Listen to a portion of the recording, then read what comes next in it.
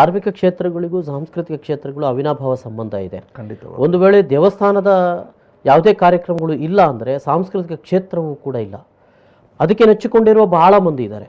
ಲೈಟ್ನವನು, ಸೌಂಡ್ನವನು, decoration ಮಾಡೋವನು, ಇನ್ನು ಶಾಮಿಯಾನ ಹಾಕುವನು, chair ಹಾಕುವನು, ಇದು ಎಲ್ಲವೂ ಕೂಡ ಬಹುಶಃ ಇವೆಲ್ಲ ದೊಡ್ಡ ನಷ್ಟವನ್ನು ಕಳೆದ ಒಂದು ವರ್ಷದಿಂದ ಏನಪ್ಪ ಹೊರಗೆ ಬಂದು ಸ್ವಲ್ಪ ಜಾತ್ರಾ ಮಹೋತ್ಸವ ಆರಂಭ ಆಯಿತು ಅಂದಾಗ ಮತ್ತೆ ಅದೇ ಪಿಡುಗು ನಮ್ಮನ್ನು ಕಾಡ್ತಾ ಇರುವಂಥದ್ದು. ಖಂಡಿತ. ಮತ್ತು ಅದು ಮುಂದುವರಿತದೆ ಅಂದಾಗ ಸೊ ಈ ಕ್ಷೇತ್ರವನ್ನು ಹೇಗೆ ಅದು ಏನು ಮಾಡಬೇಕಾಗಬಹುದು ಅಂತ ನೋಡಿ, ಬಹಳಷ್ಟು ಆತಂಕಕ್ಕೆ ಎಡೆ ಮಾಡಿಕೊಟ್ಟಿರುವಂಥದ್ದು ನಮ್ಮ ಕಲಾವಿದರ ಬದುಕು ನಿಜವಾಗ್ಲೂ ತುಂಬ ಸಂಕಷ್ಟದಲ್ಲಿದೆ. ನಮಗೆ ಗೊತ್ತಿದೆ ಇದಕ್ಕೆ ಏನು ಮಾಡ್ಬೋದು ಎನ್ನುವುದಕ್ಕೆ ನಾನು ಪರಿಣತ ಅಲ್ಲ ಅಂತ ಹೇಳಿದ್ರು ಕೂಡ ನಾನು ಒಂದೆರಡು ಮಾತುಗಳನ್ನು ಹೇಳ್ತೀನಿ. ನಿಮ್ಮ ಅಭಿಪ್ರಾಯ? ನನ್ನ ಅಭಿಪ್ರಾಯಗಳನ್ನು ಹೇಳ್ತಿದ್ದೇನೆ.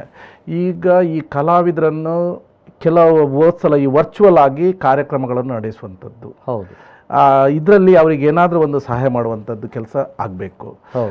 ನಾವು ನಮ್ಮ ಕ್ಷೇತ್ರದಲ್ಲಿ ಈ ಕಳೆದ ಬಾರಿ ದಸರಾ ಸಮಯದಲ್ಲಿ ಕಾರ್ಮಿಕ ನಮ್ಮ ಇದು ಸಾಂಸ್ಕೃತಿಕ ಕಾರ್ಯಕ್ರಮಗಳಿಗೆ ಅನುಮತಿ ಇರಲಿಲ್ಲ. ಆದರೆ ನೀವು ಇಲ್ಲ, ನಾವು ಕಲಾವಿದರ ಬದುಕು ಏನಾಗಿದೆ ಅಂತ ಹೇಳುವ ನಾವು ನಮ್ಮ ಜಿಲ್ಲಾಧಿಕಾರಿಯವರಲ್ಲಿ, ಮಾನ್ಯ ಜಿಲ್ಲಾಧಿಕಾರಿಯವರಲ್ಲಿ ವಿನಂತಿಸಿದ್ವು. ನಾವು ಜನಗಳನ್ನು ಓಪನ್ ಸ್ಟೇಜಲ್ಲಿ ಮಾಡೋದಿಲ್ಲ, ಆದರೆ ನಮಗೆ ಕಲಾವಿದರ ಅವರಿಗೂ ಕೂಡ ಅವರ ಆತ್ಮಸ್ಥೈರ್ಯ ಹೆಚ್ಚುವಂಥ ಕೆಲಸ ನಾವು ಮಾಡಬೇಕು, ನಾವು ವರ್ಚುವಲ್ ಆಗಿ ಮಾಡಿಸ್ತೇವೆ ಅಂತ ಹೇಳಿ ಅವ್ರು ನಮಗೆ ಅದಕ್ಕೆ ಷರತ್ತುಬದ್ಧವಾದಂಥ ಒಂದು ಅನುಮತಿಯನ್ನು ಕೊಟ್ಟರು. ಆ ಪ್ರಕಾರ ನಾವು ವರ್ಚುವಲ್ ಆಗಿ ಮಾಡಿ ಕಲಾವಿದರಿಗೆ ಕೂಡ ಏನೊಂದು ಸಹಾಯ ಕ್ಷೇತ್ರದಲ್ಲಿ ಮಾಡಬಹುದು ಅದನ್ನು ನಾವು ಮಾಡಿದ್ದೇವೆ.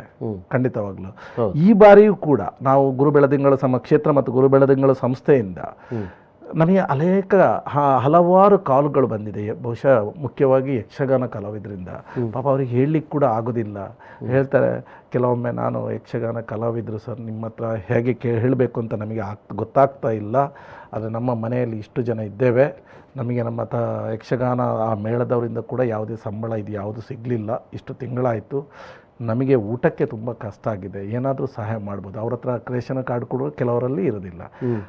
ನಮಗೊಂದು ಹೆಮ್ಮೆ ಇದೆ, ಖಂಡಿತವಾಗಿ ಅಂಥ ಕುಟುಂಬಗಳಿಗೆ ನಾವು ಸಹಾಯ ಮಾಡಿದ್ದೇವೆ, ಮಾಡ್ತಾ ಇದ್ದೇವೆ. ನಮ್ಮನ್ನು ಯಾರು ಸಂಪರ್ಕಿಸಿದ್ದಾರೆ ಅಂಥ ಕುಟುಂಬಗಳಿಗೆ ನಾವು ಖಂಡಿತವಾಗ್ಲೂ ನಮ್ಮ ಕೈಯಲ್ಲಿ ಆದಂತಹ ಒಂದು ಸಹಾಯವನ್ನು ನಾವು ಮಾಡುತ್ತಾ ಇದ್ದೇವೆ.